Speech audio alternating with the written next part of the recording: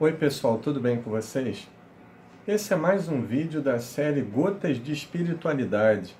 Nessa ocasião, nós vamos estudar um fragmento do livro O Homem Integral, que foi ditado pelo espírito Joana de Ângeles, pela psicografia de Divaldo Pereira Franco. Nesse pequeno fragmento de texto, nós vamos estudar o pensamento de Joana a respeito da arte do recomeço. Arte essa facilitada pelo encontro que nós temos com a verdade. E é justamente a proposta desse vídeo debatermos sobre o que é a verdade, quais as influências dessa verdade para a nossa transformação moral, para a nossa reforma íntima. Esse é o objetivo maior desse vídeo que ora falamos. Mas para entendermos o pensamento de Joana, vamos acompanhar nesse livro O Homem Integral esse pequeno fragmento do pensamento dela. A verdade faculta ao homem o valor de recomeçar inúmeras vezes a experiência equivocada até acertá-la. Então nós vamos ver que o espírito Joana de Ângeles, com muita maestria, fala que a permanência dessa nossa capacidade de recomeçar depende diretamente do nosso encontro com a verdade. Mas a pergunta capital desse vídeo é a seguinte: o que é a verdade? A verdade, por exemplo, está num só local, está numa só ideologia, está numa só religião? A verdade seria apenas um conjunto de fatos ou a nossa percepção da realidade que nós achamos infalível? E eu digo para vocês, à luz dos Espíritos, codificadores, que não. Numa das questões do Livro dos Espíritos, fica muito claro na resposta que eles dão a Allan Kardec, quando ele faz a pergunta: onde estão escritas as leis de Deus? E os Espíritos respondem: na nossa consciência, ou na vossa consciência. Então, essas leis, elas não estão num lugar circunscrito, mas nós temos a marca divina em nós. Como Jung chamava, nós temos a imago Dei em nós. Nós temos essa capacidade de sintetizarmos a lei divina que está em potencial em nós e a expandirmos ao infinito rumo à nossa felicidade imorredora, da nossa felicidade integral. Então a verdade, nessa acepção, é algo muito maior do que a percepção que nós temos do que seja a realidade. Porque a realidade é uma questão de percepção, vocês vão de convir. Porque cada um de nós que vermos determinada circunstância, determinado acontecimento, determinada coisa ou pessoa, vamos fazer nossos julgamentos ou nossas análises, por um outro lado, baseadas na nossa visão de mundo, naquilo que a gente acha certo ou errado, muitas vezes até de forma inflexível. Mas a verdade não é e não depende da nossa maneira de ser. Existe uma verdade única, que é a lei divina ou natural, e tudo mais são fragmentos, são percepções dessa realidade única que existe, que é eterna, tanto quanto o próprio Deus. Então, nós vemos que essa capacidade de recomeçar está ligada a essa verdade que está dentro de nós, não está fora. É um conjunto de processos psicológicos que acontecem em nós, que cada vez ampliam a nossa visão de realidade. Mas nós falamos da verdade como o amor. Não esse amor que nós confundimos comumente com apego, com sentimento de posse, com medo da perda, não. Mas é o amor doação. É o amor, sobretudo, em forma de autoconhecimento.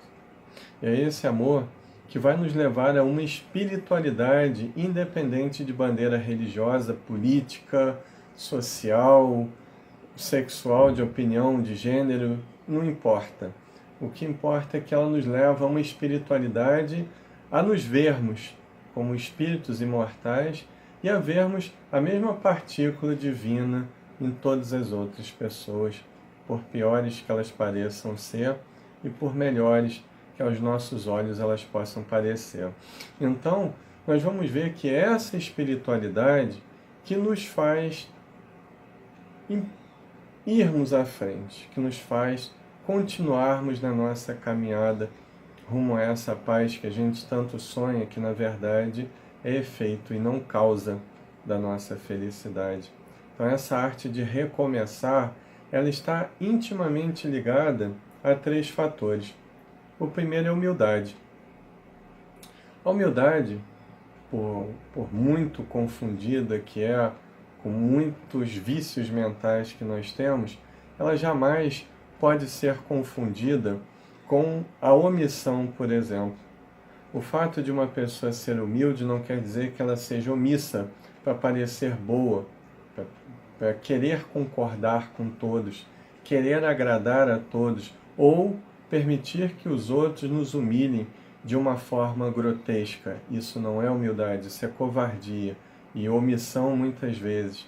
Então, humildade, a meu ver, à luz da literatura espírita de encarnados e desencarnados, a qual eu já pude entrar em contato, é simplesmente não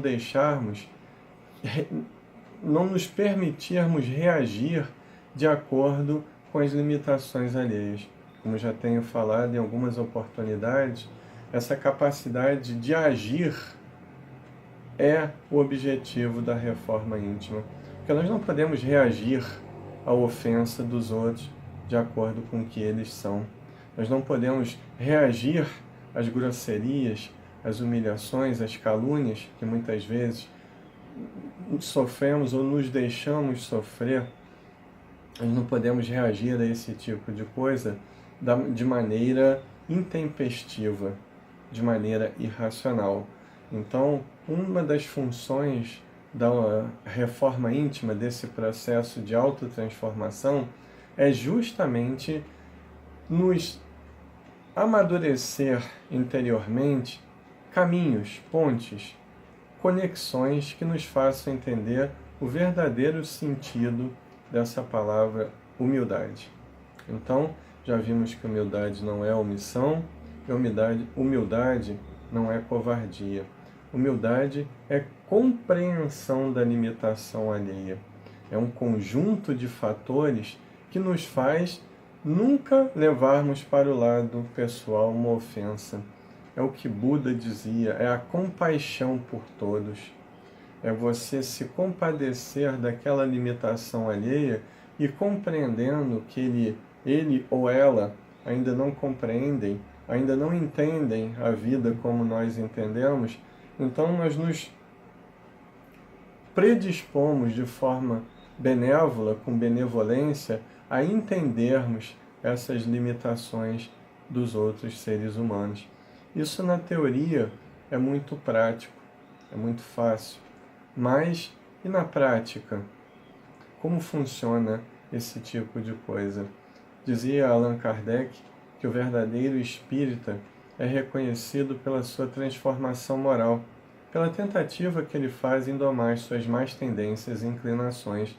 Então, baseado nisso, nós vamos ver que a complexidade, muitas vezes, desse processo de autotransformação, de autoconhecimento, ela é muito derivada do nosso orgulho e do nosso egoísmo, da capacidade que nós temos, ou da incapacidade que nós temos, de olhar a vida de forma subordinada, não querendo que as pessoas e as situações sejam como nós queremos que elas sejam, mas sim entendendo que elas têm que ser do jeito que elas são realmente, do jeito que as pessoas podem ser, do que já adquiriram em termos evolutivos.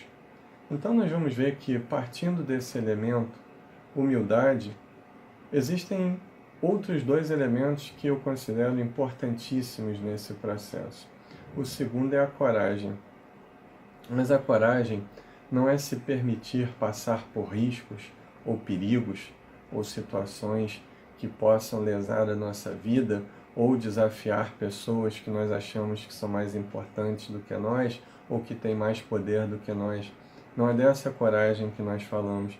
A coragem que nós falamos é aprendermos que nós precisamos e, sobretudo, nós temos a condição de enfrentar a nossa própria sombra, ou seja, a nossa parte sombria, os nossos vícios psicológicos, aquilo que ainda não foi trabalhado em nós em termos de inconsciente ou mesmo de consciência, aquilo que nós sabemos que precisamos melhorar, mas muitas vezes, por covardia, por medo de autoenfrentamento, nós relegamos a segundo plano.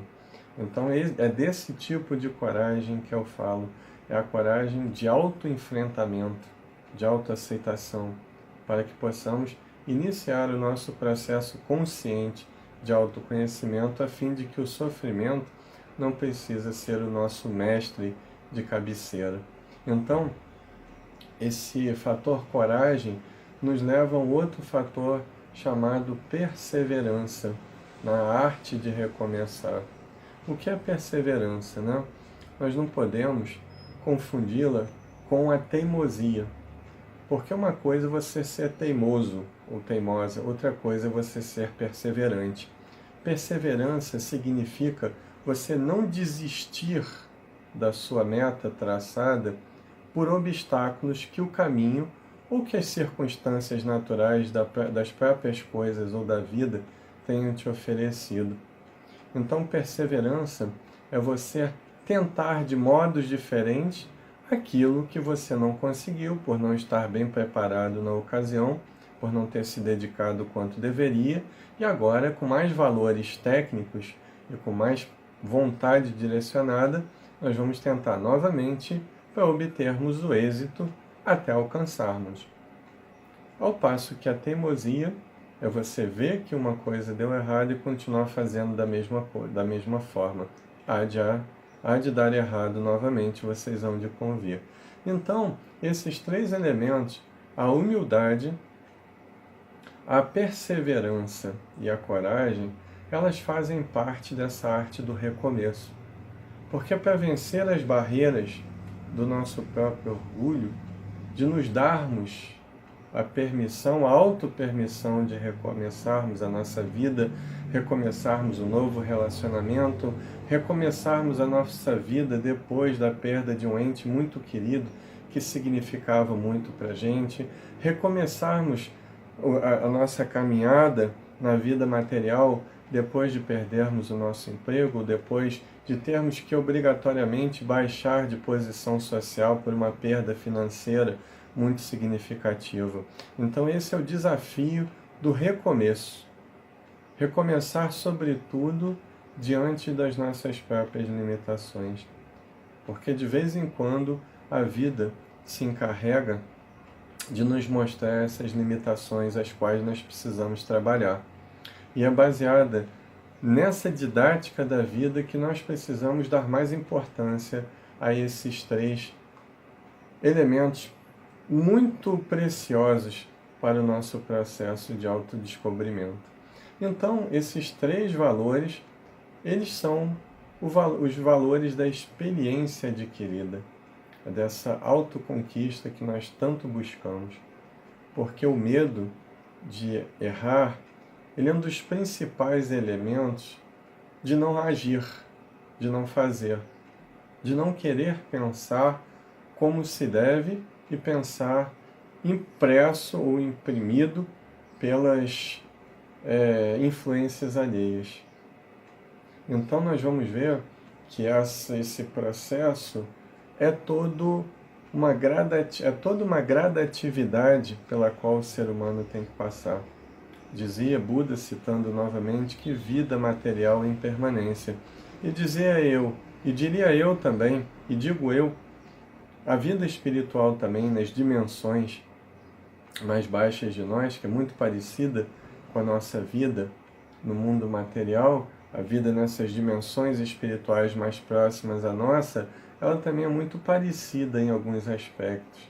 Então, lá também há impermanência.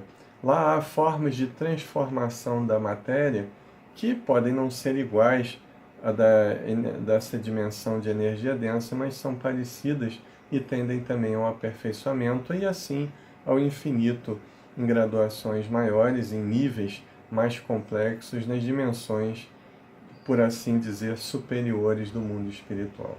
Então, esse conhecimento da verdade, esse contato com a verdade que nós podemos chamar de amor, que transformado em autoconhecimento nos leva à espiritualidade, ela nos proporciona a força necessária para recomeçarmos dentro de uma própria vida. É reencarnar-se psicologicamente dentro de uma mesma reencarnação, se permitindo continuar uma caminhada que se achava perdida.